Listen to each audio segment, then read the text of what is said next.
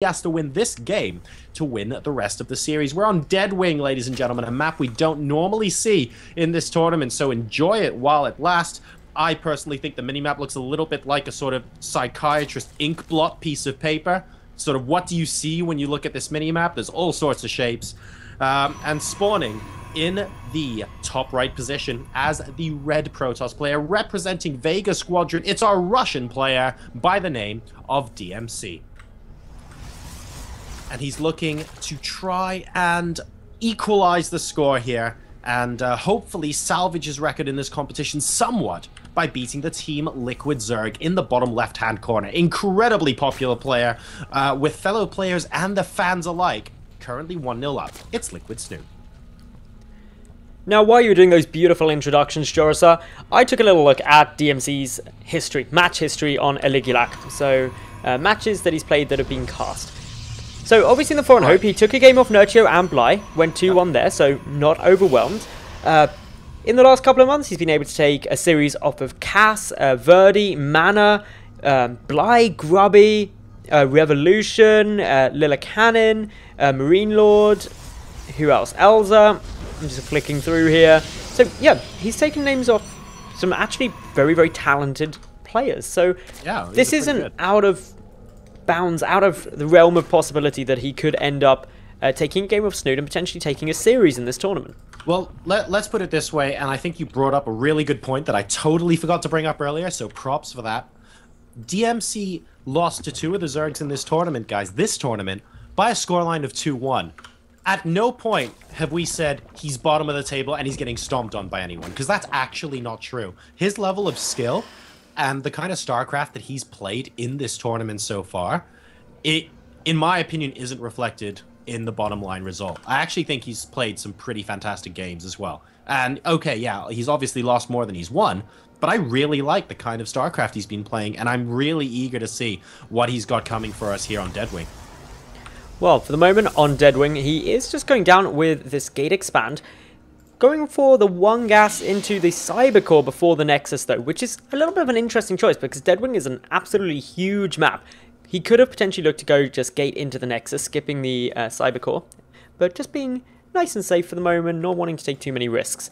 Over on Snoot's side, a hatch first, that's to be expected. This map... Oh no, was it a hatch first? No, it wasn't. Never mind. I take all of that back.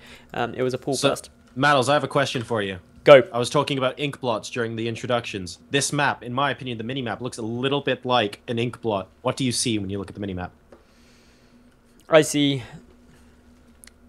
I don't know, I don't really see anything. No? I see a frog. A frog? A frog's face. A frog? Like, just, it may be because, like, there's been some scouting, but there are two watchtowers, and... Okay.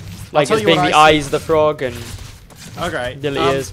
Do you remember a long time ago as a zealot? Ooh, nice micro there, actually, from the Zerglings, too. I keep that zealot at bay. Do you remember a very long time ago, there was an episode of The Simpsons, spoiler alert, guys, like a very long time ago, where basically Mr. Burns was like some radioactive alien, like it was revealed at the end. Yep. And he kind of shows up in a white sheet and goes, I am your friend.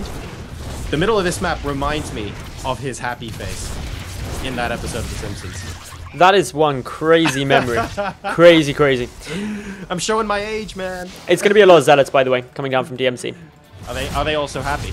They are not going to be happy ones. They're going to be very angry ones because there's 4 gates off of only 1 gas. This is a mass setup warping. Snute hasn't gone for the Roach one, so could actually end up being in some trouble here. Okay, Spine's starting. That's good for him.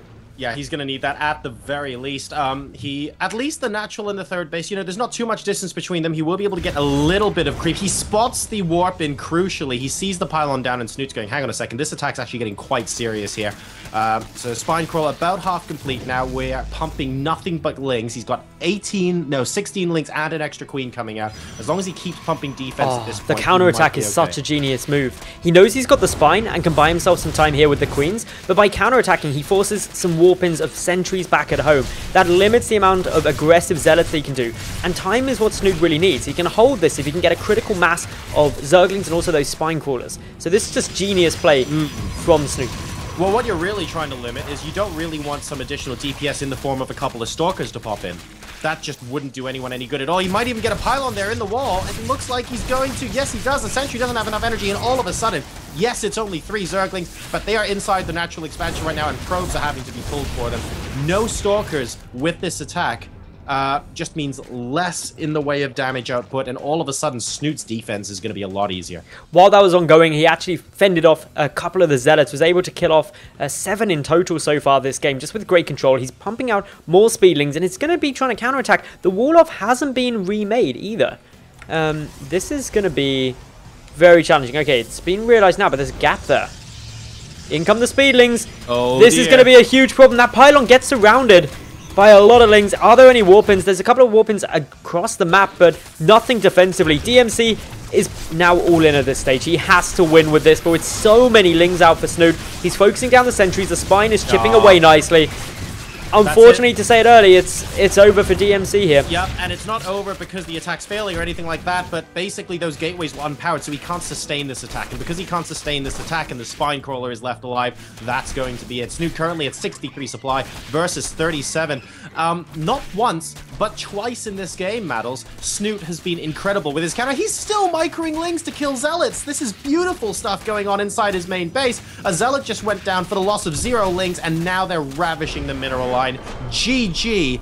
That was comprehensive.